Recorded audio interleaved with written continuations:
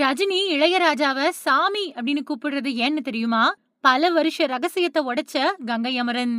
தன்னோட அண்ணன் இளையராஜா இசையமைச்ச பல படங்கள்ல ஹிட் பாடல்கள கொடுத்திருக்கக்கூடிய கங்கை அமரன், தானே பாடல்களை எழுதி இசையமைச்சும் வெற்றிகள குடுத்திருக்காரு.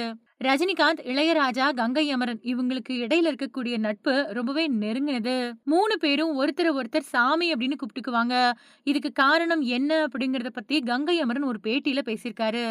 இந்திய சினிமாவுல முன்னணி இசையமைப்பாளர்கள்ல முக்கியமானவரு இளையராஜா.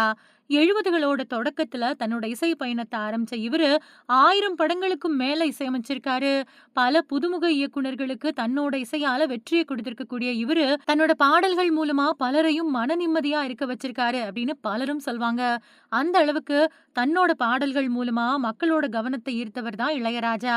அவர மாதிரியே இசையில பல வெற்றி படங்கள கொடுத்த கங்கை அமரன் இயக்குனர், பாடலாசிரியர், பாடகர், டப்பிங் கலைஞர் அப்படின்னு பன்முக திறமையோட வலம் வராரு.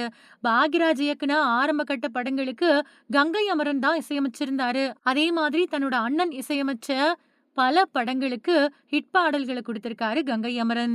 தானே பாடல்கள எழுதி இசையமைச்சும் வெற்றிகள குடுத்திருக்காரு. அதே மாதிரி கே. பாலச்சந்தர் இயக்கத்துல வெளியான அபூர்வ ராகங்கள் அப்படிங்கிற படத்துல ஒரு சின்ன கேரக்டர்ல அறிமுகமாகி, இப்போ தமிழ் சினிமாவோட சூப்பர் ஸ்டார் அந்தஸ்துல இருந்துட்டு வராரு ரஜினிகாந்த். ஆன்மீகத்துல அதிக நாட்டம் இருக்கக்கூடிய ரஜினிகாந்த், தங்கள ஏன் சாமி அப்படின்னு கூப்பிடுறாரு?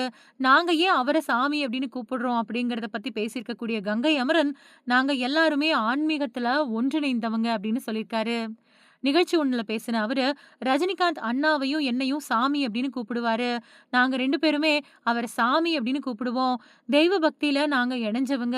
நான் ரஜினியோட வீட்டுக்கு காலையில 5 மணிக்கு போய் மெடிடேஷன் எல்லாம் பண்ணியிருக்கேன். நமக்குள்ள இருக்கக்கூடிய சக்தி தான் நமக்கு கடவுள். அதனால தான் அப்படி இருக்கிறப்போ மத்தது எல்லாமே தானா நடக்கும். இடி விழுந்தாலும், மழை விழுந்தாலும் அண்ணன் இன்னைக்கு பாட்டு பாடிக்கிட்டே இருப்பாரு. அதுதான் அவரோட சந்தோஷம். அதனால தான் அவர சாமி, சாமி அப்படின்னு கூப்பிட்டு பழகிடுச்சு அப்படின்னு கங்கை அமரன் சொல்லியிருக்காரு.